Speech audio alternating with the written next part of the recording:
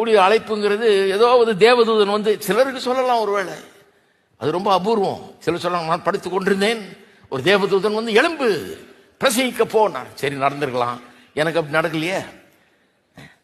ஒருத்தர் கேட்டார், நீங்க இயேசுவை பார்த்ததே இல்லையா? பார்த்ததே இல்லை. அவருக்கு ரொம்ப வருத்தம். ஐயோ, இயேசுவை பார்த்ததே இல்லையா? நீ ஒன்றும் பிளாய்க்கல்லப்பா நீ அப்படிங்கிறது. நான் பார்த்தது இல்லை. சத்தத்தை கேட்டிருக்கா? நீங்க சொல்ற மாதிரி ஆடிபிள் வாய்ஸ் எல்லாம் நான் கேட்டது கிடையாது. ஏதாவது தரிசனத்தில் சொன்னாரா உனக்கு ஒன்று ஒளி? இல்லை. சிலருக்கு சொல்லலாம்.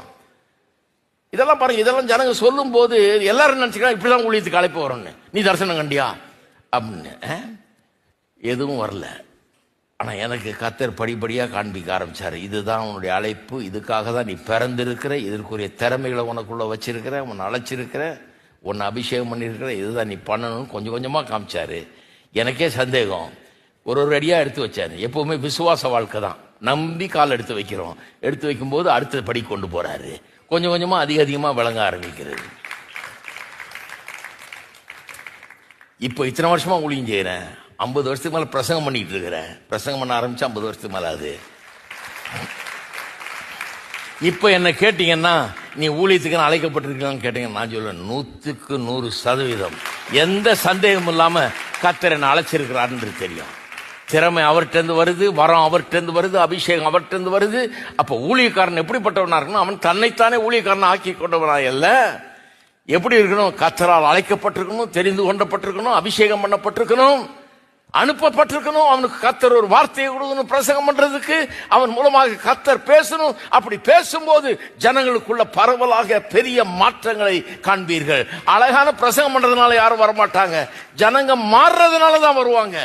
அவர்களுக்குள்ள அது மாற்றத்தை ஏற்படுத்துகிறது, திருப்பங்களை உண்டு பண்ணுகிறது. அவர்கள் மாறுகிறார்கள், அதனால தான் தேடி வருவார்கள். அப்ப ஊழிய வரங்களை வச்சிருக்கிறார். அப்போஸ்தலர், தீர்க்கதரிசிகள், போதகர்கள், மேய்ப்பர்கள், சுவிசேஷங்கள் வச்சிருக்காரு. 2வது கர்த்தருடைய வசனத்தை வச்சிருக்காரு. 3வது தேவனை அறிகிற அறிவு. 4வது சபை என்கிற ஒரு அமைப்பு. இதெல்லாம் வச்சு இதன் மூலமாக நம்மை போஷிக்கிறார். போஷிக்கிறாரா கர்த்தர்? எவ்வளவு பெரிய ஏற்பாடு பண்ணியிருக்காரு பாருங்க. கர்த்தர் உங்களை எவ்வளவு அன்பு கூறுறாரு பாருங்க. உங்களை அன்பு கூர்ந்ததுனாலேயே என்ன அழைச்சிருக்கிறாரு, அதுக்காகவே என்ன அனுப்பி இருக்கிறாரு, அதுக்காகவே இந்த வார்த்தை இன்னைக்கு கொடுத்து என்ன பிரசங்கம் பண்ண வைக்கிறாரு, அதுக்காகவே நீங்க வீட்டுல இருந்து எந்திரிச்சு இவ்வளவு தூரம் வந்திருக்கிறீங்க. ஏனென்று சொன்னால் கர்த்தருடைய வார்த்தை புறப்பட்டு வருகிறது. அது உங்களுடைய வாழ்க்கையில பெரிய வித்தியாசம். இதெல்லாம் வந்து ஒன்னா வரணும் பாருங்க. நீங்க சரியா வரணும், நானும் சரியா வரணும். கர்த்தர் எடுத்து பயன்படுத்துகிறார் இந்த 2 காரியத்தையும்.